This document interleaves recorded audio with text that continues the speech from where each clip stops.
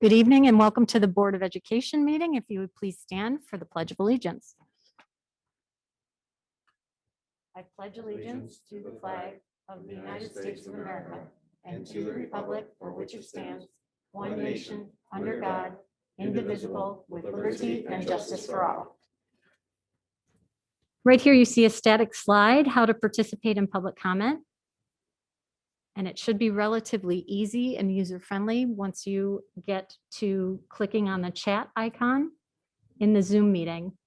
We're just asking that you type your first and last name, and then once you do get onto public comment and we call on you, if you would give us your name and address once again, that would be great. You will see a message appear when it's your time to unmute. And you just click the blue button that says unmute, and it will connect to the microphone. Thanks, Anthony. Okay, Board of Education reports. Val, you were in the middle of talking about our legislative committee meeting today. Sure. If you'd like to start over again, I'm sorry. No problem. Sure. So I just want to state that we're very grateful for the restoration of the foundation aid. We know this is a significant commitment to our schools for the next couple of years. And again, we're keeping an eye on that word promise because we've kept an eye on that before, and promise isn't always a law. So we're also digging into some of the nitty gritty in the budget as well around that. As you mentioned, we did have a very robust discussion about our additional advocacy efforts for this year. We are not finished. We still have a couple of months to go. Actually, and in fact, there are many members that meet with legislators in the next couple of months and also in the summer too. So those are opportunities for anybody if they want to attend those as well. But anyway, so we're continuing to reach out to our legislators to advocate on behalf of our residents and our students regarding reopening. We're looking at the science, we're looking at data to support our efforts. And we're also, a lot of committee members shared their feedback regarding their reopening plans and their community responses, which were both positive and negative. And we also discussed looking at recommendations for a more streamlined approach to decision-making regarding the guidelines, recommendations to the Department of Health, Governor Cuomo, and any of our legislators as well. There are a few smaller specific items that we're continuing to advocate for, which are the school bus driver shortage, the duplicate ESSA, per student cost reporting, things like that. That hasn't changed. And we talked about today that we have a unique opportunity to advocate with our nice window of opportunity to advocate with our legislators and our regents for key policy issues and direction toward moving forward. And what we'd like to do is every district is going to be going back to their superintendents for feedback based on what kind of things we want to see continue in the future. And are there policy changes or post-pandemic practices that we'd like to continue to see and that we'd like to reach out to our regions for in the future. Some of those things might include maybe on a continued online program for there are some certain students that benefited from being on an online program, possibly for other students too, that they had access to APs that they might not have in other districts as well, particularly some of those rural districts. And we also wanted to look at maybe how we look at Regents testing and 3 to 8 testing, because we know that's changed certainly last year and again this year as well. So those are all things that maybe school districts want to look at and maybe superintendents want to talk about and share with us so that we can share those with those things with our legislators as well. I think next month we're probably going to try to invite some of our federal staff members who work for our federal legislators to come into our meeting, and we're hoping to share some of this information with them when they come in next month in May.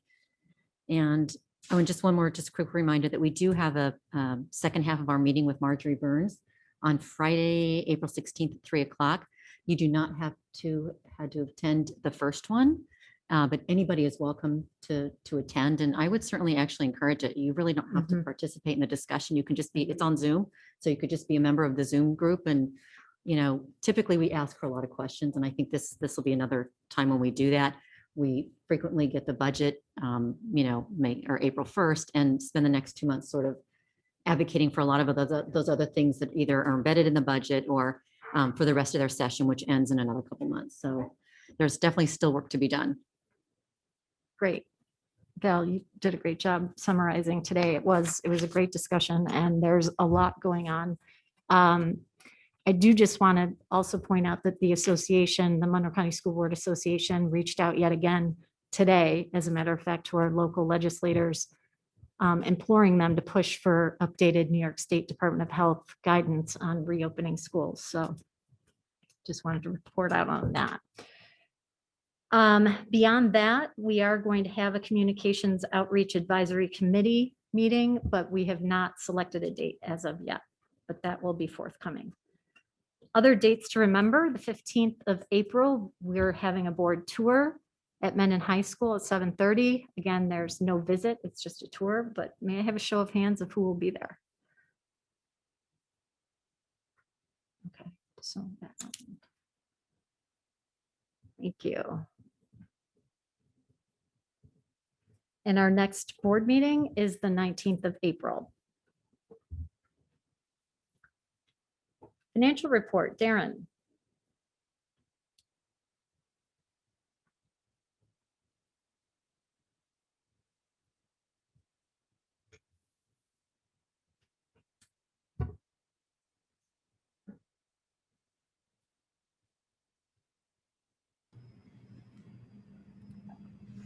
Is that better? Yes? Okay, good. First item is another proposition number 4 for use of the instructional technology reserve. Obviously, when we put this together, we did not know about the state budget. So there might be funding that we'll be able to receive for these purchases for the one-to-one technology initiative that was explained last week. And if we do receive aid on this money, that could be used to replenish the reserve. May I have a motion, please? Renee, any questions for Darren? All in favor? Motion carried. Thank you. And then for this year's budget and to keep up with the replacement schedule with the current machines that we have in our fleet is a request to transfer per board policy of unused funds to buy or replace $640,000 worth of technology. As you can imagine, this year with the hybrid model and remote model, et cetera, the equipment's taking a bit more abuse. Thanks, Robin. Irene, any questions? All in favor? Opposed? Motion carried. Thank you. Thanks, Karen. Human Resource Report, Sean. Good evening. First, for your consideration, the professional staff report. We have one teacher resignation. This one's a little bittersweet. Amanda Moon, who's been with us for 9 years, she is resigning because she was recently appointed as an assistant principal in Victor. We will miss her. She was fabulous. May I have a motion, please? Val and Renee. Any questions? All in favor? Opposed? Motion carried. Thank you. And second, for your consideration, the support staff report. We have 2 retirements to highlight. First is one of our library secretaries, Kathleen Pasella, with over 26 years of service. We also have a retirement from our food services worker division at Mendon High School for Carolyn Blair with 17 years of service. There's also a bus attendant resignation, 1 food service resignation, and an appointment for a Mendon High School cleaner. We have a motion, please. Thanks, Ted and Robin. Any questions? All in favor? Opposed? Motion carried. Thanks, Sean. Thank you. Special education report, Elizabeth. Good evening. We have Committee on Special Education and Preschool Special Education recommendations on the consent agenda. Thank you. Superintendent's report. Mike?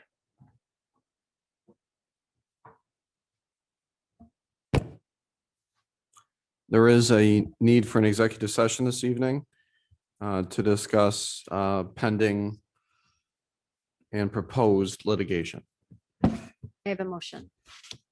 Thanks, Irene and Ted. All in favor? Opposed? Motion carried. I'd also just like to highlight a donation from Karen Wilson of $2,000 for a monetary grant for Allen Creek Elementary School. So thank you, Karen, for that. And also on the consent agenda is the policy approval for 3422 educational equity and excellence policy.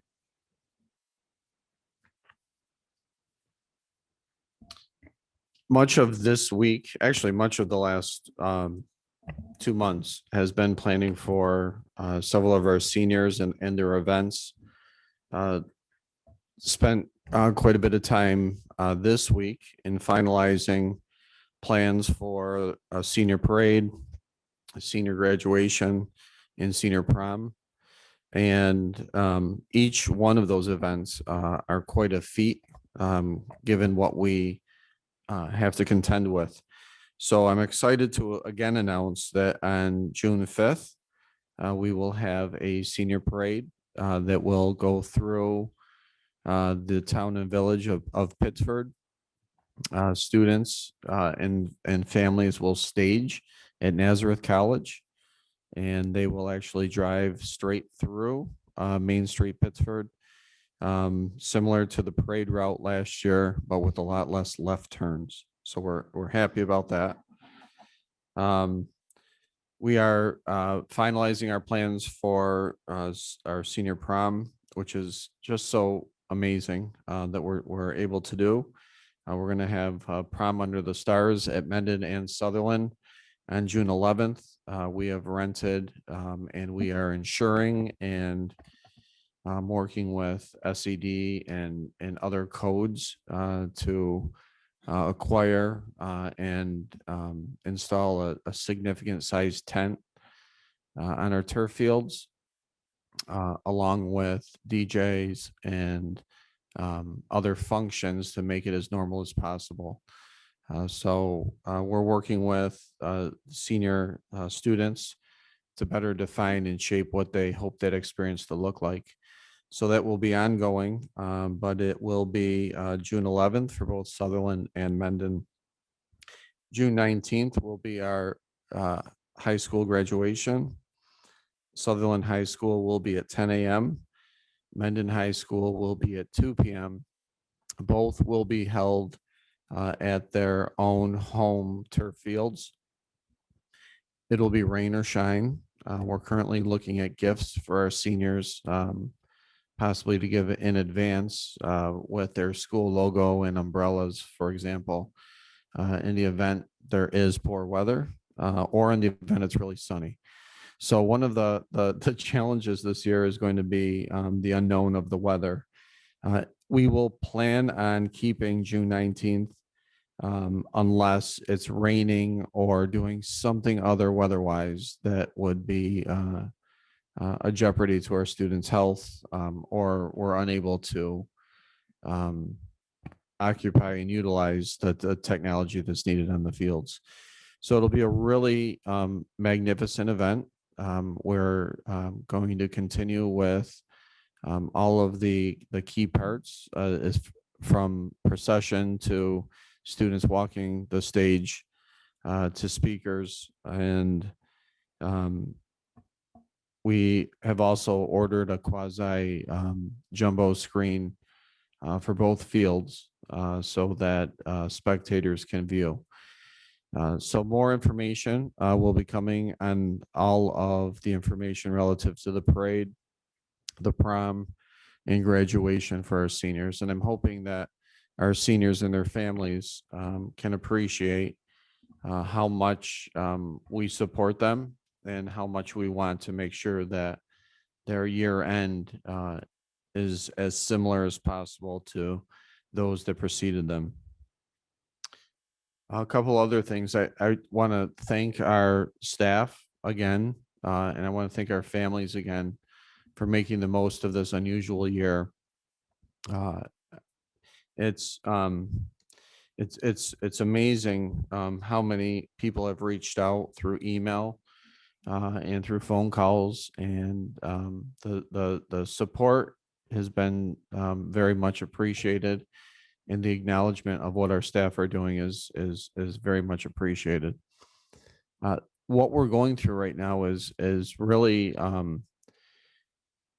boy, I'm not sure what the right word is, other than a very interesting time as it relates to guidance and politics and reopening. So I want to make it really clear to our public that we have petitioned many times for better guidance and new guidance through New York State Department of Health. In my mind, I feel that they have not done their diligence. They have not changed their guidance since July. We've learned a lot about COVID since it happened last March, but New York State Department of Health has not changed or shifted any of their guidance or support relative to that. We've watched distancing requirements change in neighboring states where they've reduced distancing. And that is exactly what would provide us legitimate pathway forward to reopening schools. One of the things that stands out to me in the Department of Health is when Dr. Zucker claimed that opening schools was a high priority on March 8th, when he reported to the New York State Senate and promised an expeditious review of the CDC guidance. We have still yet to receive further guidance from that, and that's been over a month. We've heard sound bites from the governor recently that guidance is forthcoming, and we're really hoping that it is. So when I think about ways to open school, the CDC allows us to open school at 3 feet at the elementary school, but at 3 feet only at the secondary if our community numbers are below a certain threshold, which they are not at this point. And so the CDC guidance doesn't necessarily help. It helps a little bit, but would not get everyone back. The New York State Department of Health guidance allows us to be 3 feet and with barriers. And the problem with that part of New York State guidance is the barrier portion. And specifically, when you think about barriers, there's not a lot of studies around the efficacy around the barriers, but I have heard specifically from Dr. Mendoza his concern about the reduction of ventilation, especially if you're in a district like ours where every desk would have to have barriers 3 ways around. We're not a district with significant declining enrollment where we would have them used sporadically. They would be on every desk in every classroom and every lunch table everywhere around the building. And so the concern is for us specifically around ventilation. And then as you peel that onion back a little bit, I think about a student's life in school and the reduction of their engagement as they're surrounded classroom to classroom by and sitting in their desks and with 3 barriers around them. I just think about how they would feel confined, the impact of the obstruction to see the instructor, the screen, their lack of being able to hear the instructor, to communicate with their peers. It's not what school is supposed to see or look like. I also worry about students coming back after a traumatic event from COVID into a school which doesn't look like school anymore. We also would have to contend with what disinfecting barriers would look like between every single period, and how that would work, and who would do that. And then lastly, and I mean this very much sincerely, lastly, the economic impact. So if we were to open with barriers, that would mean that at minimum, we would be spending about $700,000 for 10 weeks, and then throwing away the barriers. And I think the frustrating part for all of us, certainly for me, is the science is showing that our mitigation strategies are working. 3 feet is working, masking is working, and we're really hoping that as New York State Department of Health rolls out their new guidelines, that it would give us some options in lieu of barriers, that we would be able to utilize testing. We do have capacity. We've done it several times this year, and we have the materials to test students in lieu of barriers. So from what I'm hearing, that guidance is forthcoming on or by Monday. I will be posting to our website our reopening plans, which will include reopening at 3 feet, socially distanced, as defined by CDC, with masking as being acceptable. And I'm hoping that that is something that New York State Department of Health will find acceptable. Knowing that there's this, I hate to use this word, barrier between schools and the Department of Health, and time may elapse in between. What I hope to do and will do for our community is begin announcing every Wednesday whether or not we're able to open the following week, as far as New York State accepting our reopening plans. I have to thank our scenario planning committee, who met all day yesterday. We worked out a lot of logistics relative to 3 feet, from everything from science classes and labs and how technology can support us, to lunch rooms and what the cafeterias would look like being 6 feet apart, which is something we would continue to do, to allowing juniors and seniors to be off campus during lunch, to different room configurations that range from business classes at Sutherland that are going to need additional network drops, to some art classes, in other areas. We've positioned ourselves very well to open. We've said from the beginning that our true north is that we want students back in school. We want them back here when it's safe. And we're hoping that new guidance, along with the plan that we are posting by Monday, will allow that to happen.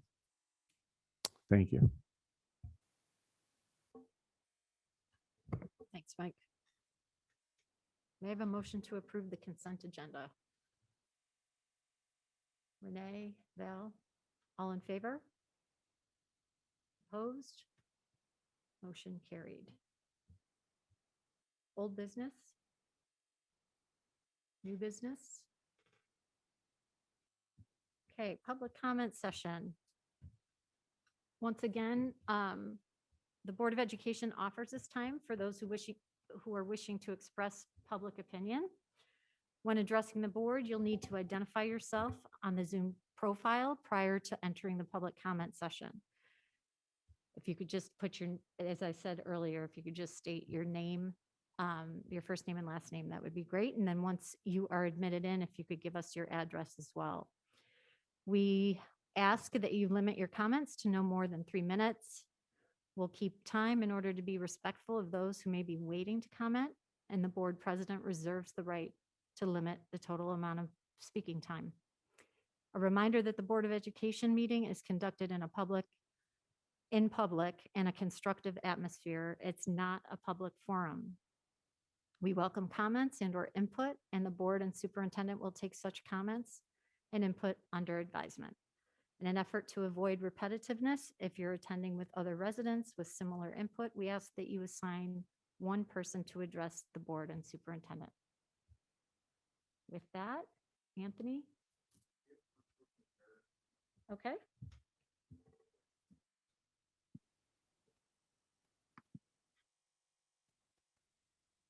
Hi, Hi, I'm Meredith.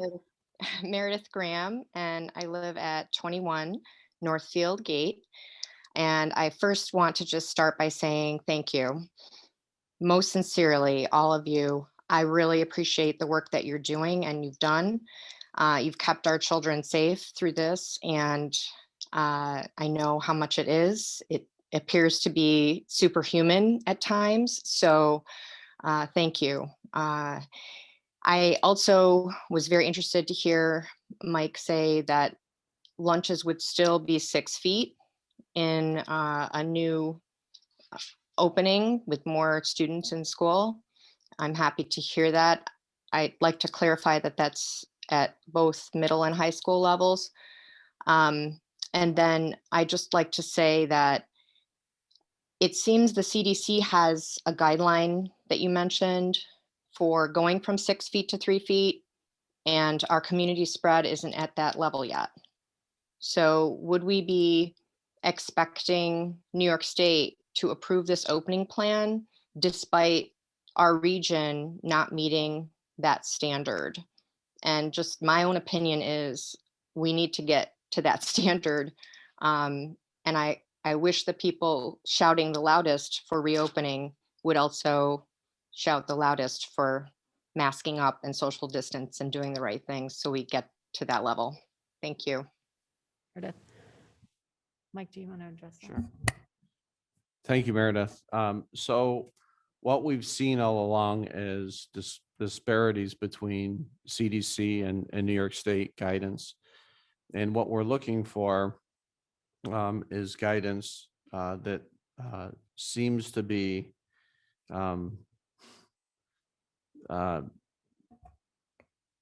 nest in the best science of both worlds, that is as pragmatic as possible to open schools. So you are correct. Right now in CDC, from 6 feet to 3 feet is okay as long as we're not in the zone that we're in. Our numbers right now are increasing in our area and in our school. So we would need them to drop to less than 100 per day per 100,000 community members. So we're still in the red zone, which is the highest zone, and we need that to drop below a threshold so that we would not have to cohort, which would then allow us to have secondary students back in. When we do reopen, if we reopen this year, and hopefully we do, our students will remain 6 feet during lunches. Okay, next person, Anthony. Okay. Hi, my name is Katie Happen. I thank the board for the opportunity to speak. As you know, I tried to get in there in person before. It is not clear on the website that this is a virtual only meeting. And in my position is that it should be fully open to the public at this time. If we can go into a restaurant and have a drink with a friend, we should be able to sit at a public board meeting in person with our fellow residents and our fellow parents. I attended this meeting tonight because I'm furious. There needs to be something done and something said other than the state has not given us permission. There are plenty of other districts in the state of New York that have reopened, and they are doing so safely. In our community, we are wrestling. We are going to bars and restaurants. Everybody is masking. And there's no reason our kids should not be in school. They are suffering. My child wanted to commit suicide 2 months ago. That is all because you won't open the schools. The teachers aren't doing their jobs. I'm paying a tutor to do the job that the teachers are doing. My son is on a 504 plan. He was failing gym because he didn't send in the necessary reports. He's a sophomore at Sutherland. This is absurdity. And I'm sorry, but if the counties around us can open up without state support, the Pittsford School District can certainly find a way to do so. Katie, can you please give us your address? 41 Sunset. Thank you. All right, Anthony. Sadaha? Hi, can you Hi, guys hear me? Yes. Okay. Tadaha Tavakumar, 3 Warder Drive. So I just kind of want to piggyback a little bit in regards to something Mr. Perro had mentioned about kids coming back from COVID being a traumatic event, which it is. Every kid now has an ACE score of at least 1, and that's without even factoring anything else into their life. Of what has happened in the past year. So with that being said, I just am curious with us thinking about reopening, whether it's the end of this, the last quarter of this year or starting next year, what steps are being taken for transition with an increase in mental health services? There needs to be an anticipation that there's going to be a huge increase in anxiety.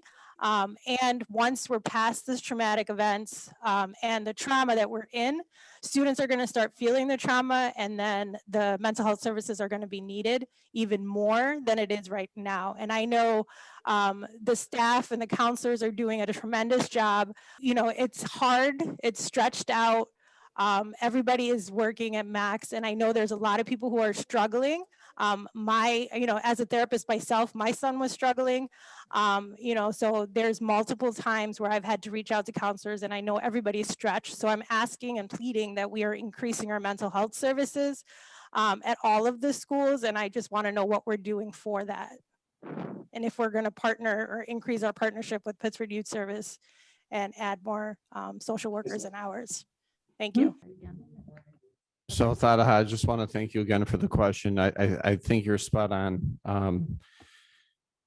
As we talked about reopening from the beginning and all day yesterday, one of the things we discussed was that even for people that may not realize it, going through COVID since last March has been traumatic.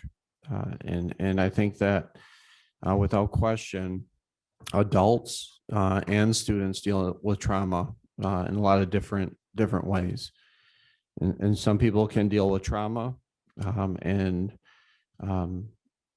be okay and work through it without incident. And others need a lot more support. And some people don't realize the trauma until they're back into a situation, and which is why that transition period is critical, very critical.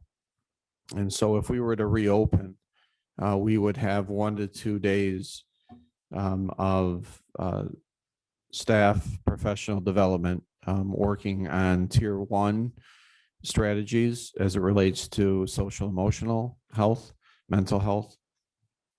It's critical without question. And as we approach next year and into the budget and in our budget guidelines, we identified mental health as an area that we want to make a priority. And so we have increased mental health support.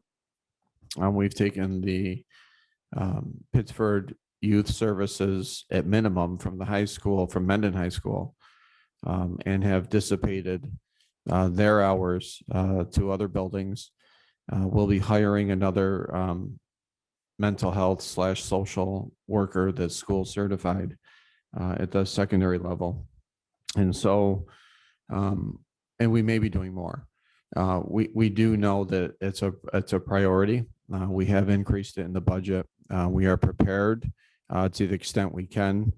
We are working right now as a central office team and identifying best practices for transitioning to share with staff before we reopen. And at the same time, we're looking at identifying students that we think will have a difficult time transitioning and being able to provide them with individualized support. My name is John Sussman. I live at 29 Sturbridge Lane. And I wanted to also thank you for your service and to the district's leadership team, teachers and staff for everything you've done over the last year. This is just a brief comment to ask for some insight on the mechanics of policy development and if or how you envision the public to be involved in that process. I'm asking in a public context because I feel like there's a public benefit for all of us to learn more from you. At the last Board of Education meeting on March 22nd, there was a first reading of the proposed equity policy that you, I believe, have just approved in the presentation in that March 22nd meeting with great interest. It primarily focused on process, I believe, for the development of the policy. But the public was not actually able to view the text of the proposed policy at that time and or offer comments on the content of the policy that I think potentially could have been useful to you as board members. I learned from corresponding with you that the policy text would be made available after the second reading, which is tonight, and board approval also tonight. And of course, I'm aware that the policy draft was created using multi-stakeholder groups like an ad hoc policy committee. But I'm wondering if or how the public has a chance to provide feedback on board policies of great significance, like an equity policy, before they are voted on. And I'm wondering if there's a reason why proposed policy text would not be made available to the public in advance of a first reading or second reading or board approval. Thank you so much. I appreciate the chance to learn from you about this work. And my goal is to learn about how you as a board wish to hear constructively from the public on governance matters. Once again, thank you so much for everything that you do. Thanks, John. So to address, our policies, most of our policies, if you look at the book, it's quite large. But they come from federal or state law. And then others allow more flexibility. And that, I think you're referring to our equity policy that was just approved this evening. In this case, we did have a separate committee that involved multiple stakeholder groups. So we had students, parents, staff, and then vetted for feedback with our district planning team, our ILC, our IAC. All groups had input on this equity policy, and other student groups as well. So we had student input in the mix of all of this. At the end of this, we also sought input from Tasha Potter through BOCES, who is a diversity consultant, and then went back to the committee. So this was highly vetted through multiple stakeholder groups. If I could just speak to, amending policy a little bit, policy can be amended if the public is not on board. And going beyond this amount of collaboration would delay the important work. So by approving it, if it did go out to the public and there was a glaring something, the public certainly could comment on that. I'm hoping that I covered all the ground. If Yeah, I would just add that knowing that this was an important policy, we've been talking about it for a year, at least since last year. And we've received several pieces of feedback from community members that aren't part of any of the ad hoc groups. All feedback that's given to myself or to any of the facilitators is shared with the group and it's vetted with the group. And so there is an opportunity for community feedback as there is always.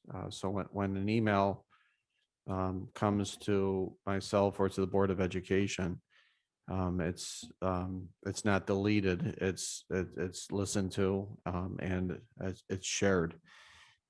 So I would just ask that if there are things that are of interest, anyone in the community that are being developed, to share feedback, and we would be happy to take it under consideration.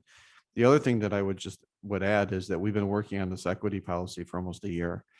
And that's because of the amount of committees and collaboration that's taken place. And at some point, you have to look at having enough different stakeholders around the table where they're able to represent the majority of the community, while at the same time having the door open for other people to provide feedback.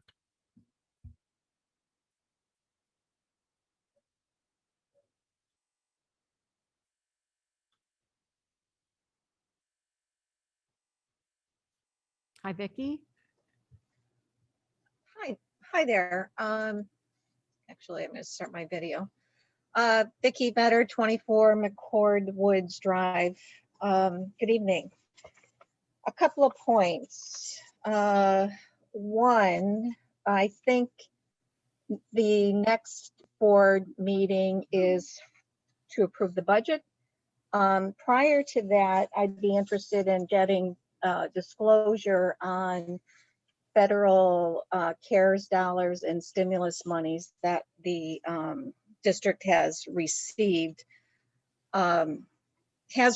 or is expecting to receive. That would indeed cover the cost of these barriers if so needed to get the school open. Secondly, I'm going to piggyback John's comment, John Sussman's just comment about having public review or this new equity policy.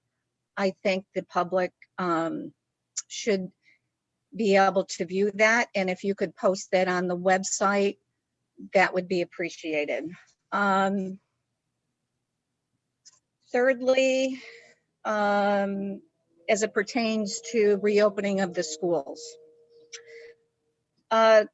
Recent announcements in our county has at least 7 school districts that have announced that they are opening fully April 19th. The superintendents have stated that they are no longer going to wait, and they're going to move forward. And our superintendent has not been bold enough, brave enough, aggressive enough, put an adjective in there to get our to move forward and open the schools at the April 19th. So, Mr. Perro, are you going to make it happen? April 19th, all the kids in school? Is my question. So Vicki, I first want to thank you for being on public comment and engaging with us each night for our board meetings. I think that your passion to bring students back to school is something that we share. I struggle a little bit with how people are or are not defining leadership and doing the right thing, because the right thing is to have students back in school full time. Doing it during a pandemic with a lot of mixed information is difficult. So for me, when I lay my head on the pillow every night, I have to make sure that I've done everything to keep our students and community safe. And I rely on the county health department as a expert in the field of medicine, because I am not, to help me best understand how to keep our kids safe, how to keep our families safe, how to keep grandparents safe, how to keep schools open.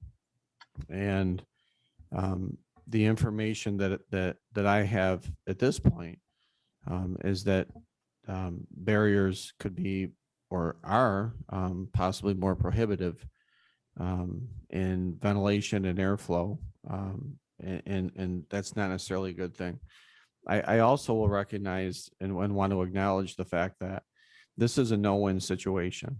So you can make a decision to open schools on 19th and say that you've done it and we're back in and celebrate and wait to see what the results are.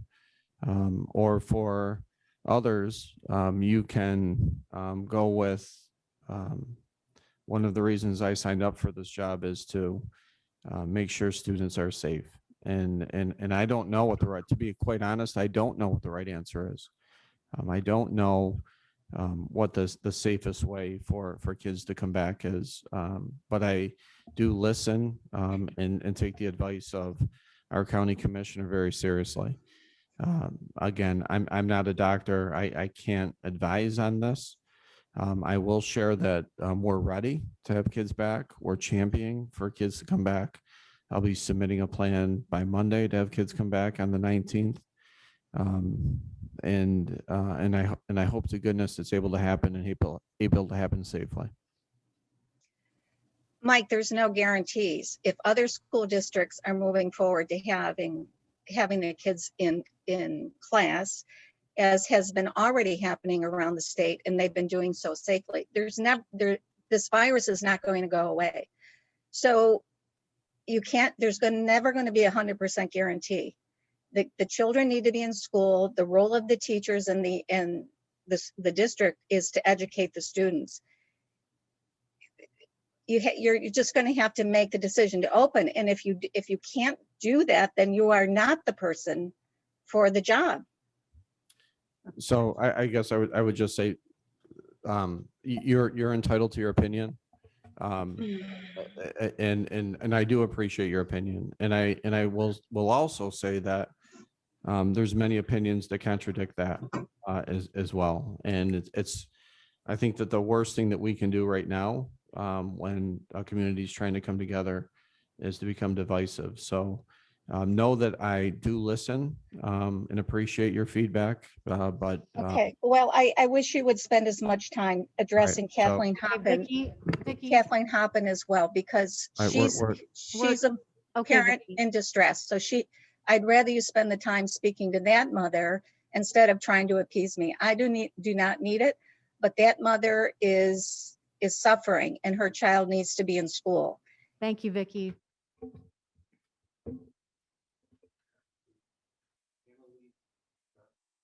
Okay.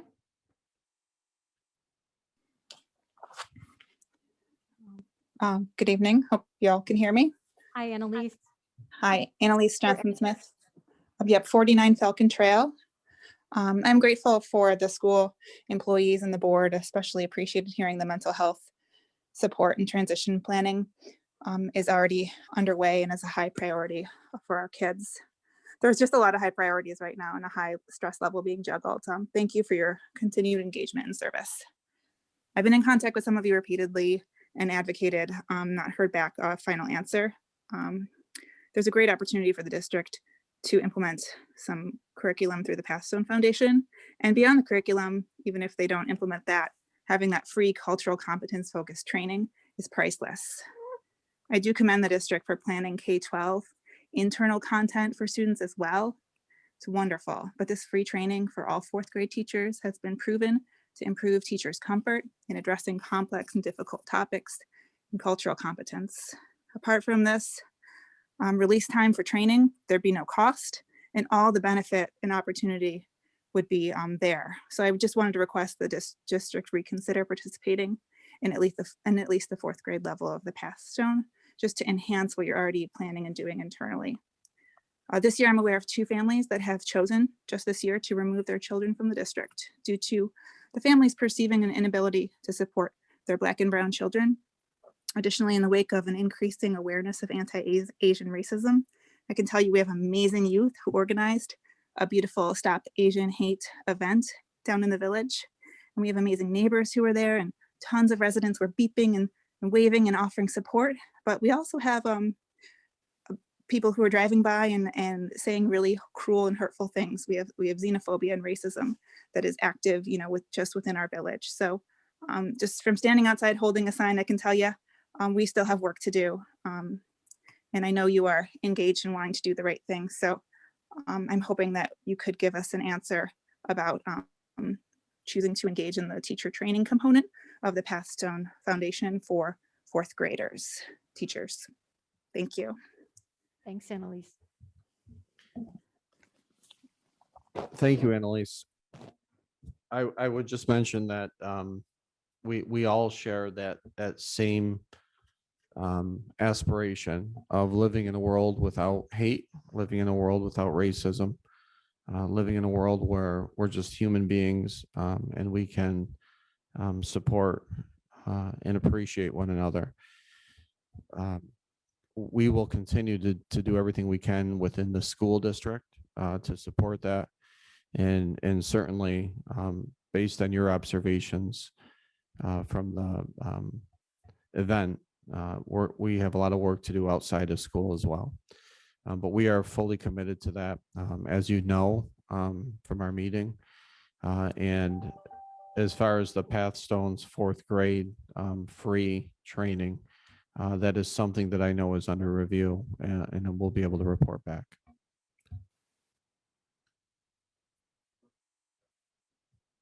Okay. I'd just like to state that I was very hopeful tonight that Pittsford Central School District would be acting in accord with the other districts, Hilton, Spencerport, Brockport, Greece, Gates Chili, Rush Henrietta, Wheatland Chili, and probably others who have announced that they are opening on the 19th. They're making it happen. I'm very disappointed. I've met with all of you numerous times. The whole thing about safety with COVID is a joke. It's a canard. And we're not stupid at this end. We understand that that's not a legitimate complaint. There are zero cases of children in Monroe County that have died of COVID. There's zero cases of transmission to a teacher in the United States in school resulting in a teacher's death. It hasn't happened. So every time you say you're worried about safety, you're insulting our intelligence, because it just hasn't happened. And other states have done this, hundreds and hundreds of thousands of students, and no one's died. So this is not the reason. And if you think it is, then someone's feeding you very, very bad information. And for the record, I'm a board certified internist and I know what I'm talking about. And I've talked with you many, many times. So this is not about safety. If you really believe it is, then you are so woefully misinformed that you really need to take another look.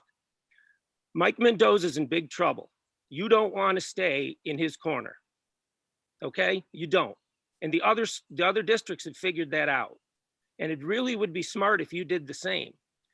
There's no guarantee that the state's going to do anything. This is running out the clock, okay? This district is already under multiple lawsuits for not getting the kids back in school, and they're justified.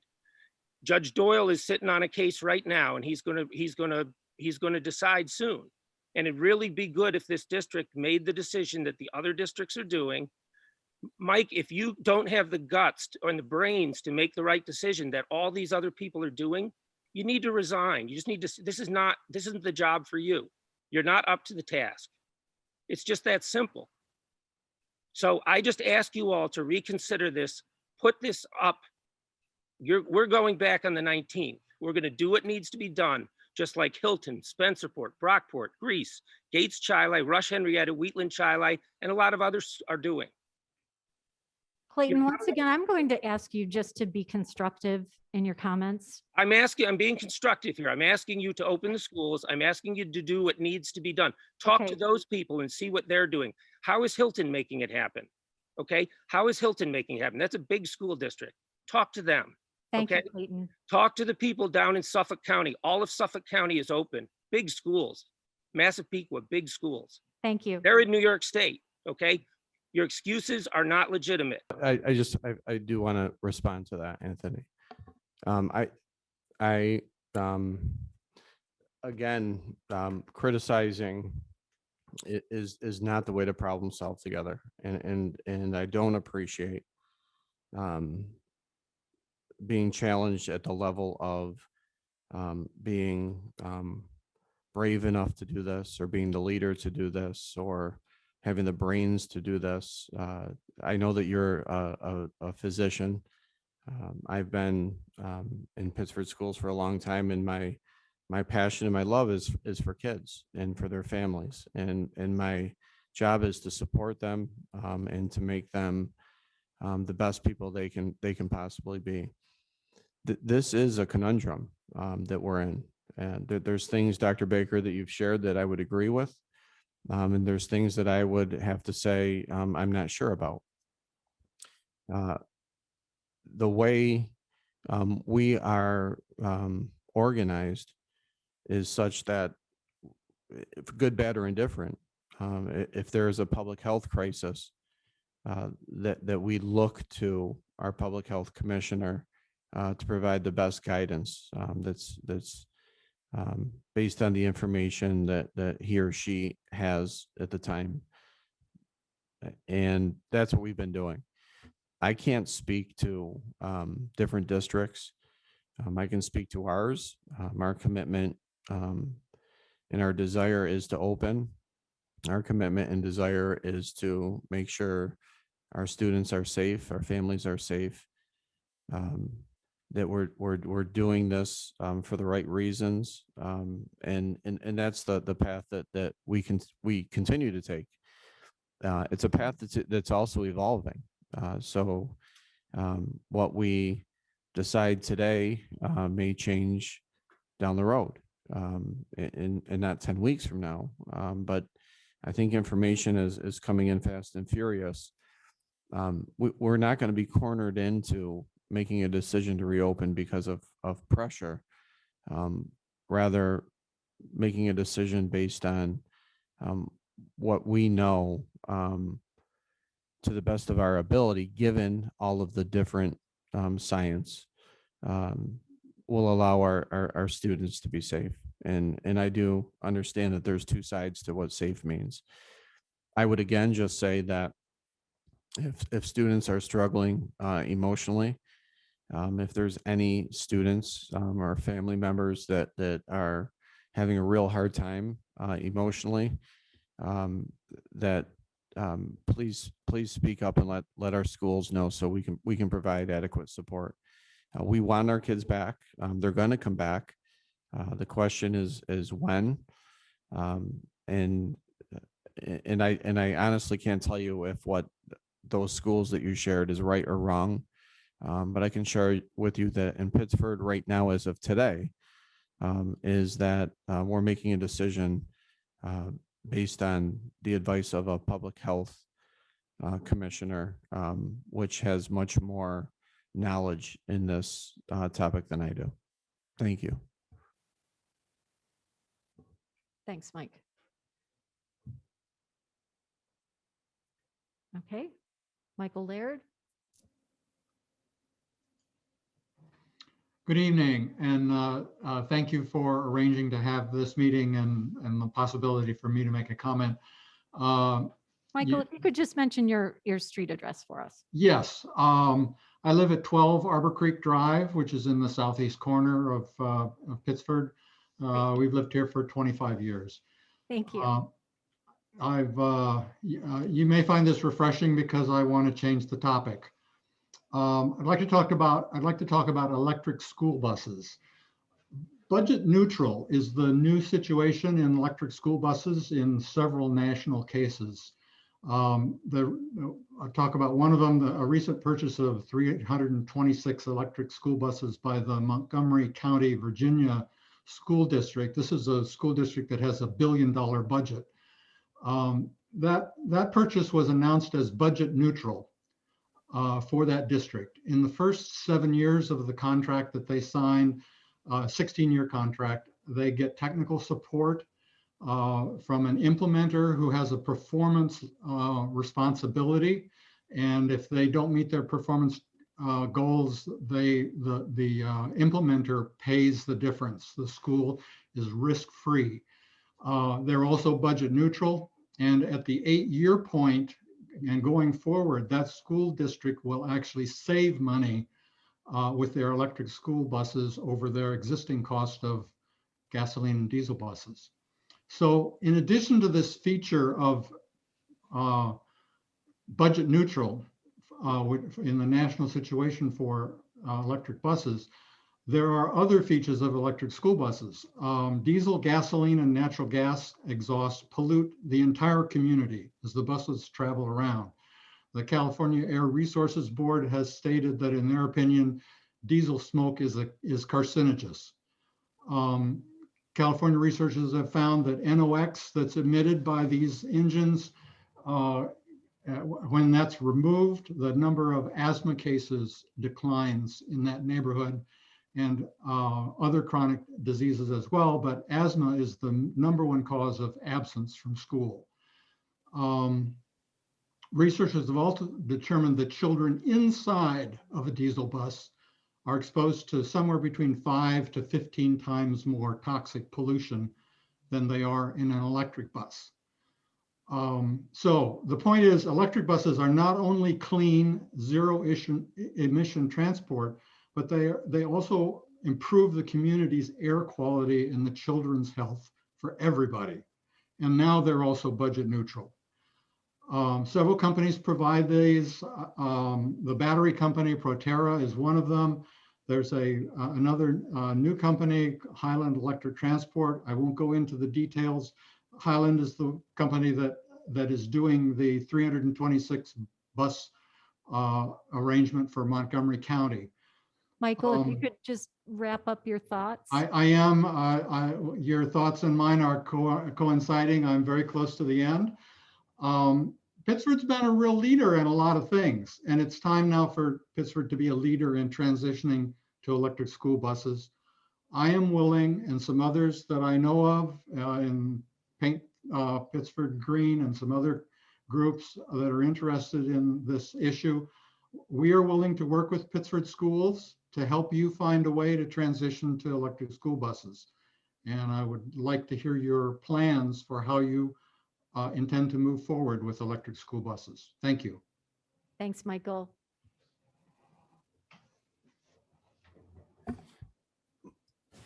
Michael, I would just say thank you. Thank you for how well that was articulated and outlining the benefits and wanting to be a partner with the school district and helping us. I do see electric vehicles being the wave of the future. And to be very blunt and quite honest with you, we have not yet done a full research on what electric buses would and how they would work for us. But it's something that will be on our radar, and I would ask for you to follow up with me. Thank you. Okay, I will do that. Thank you, Michael. Thank you.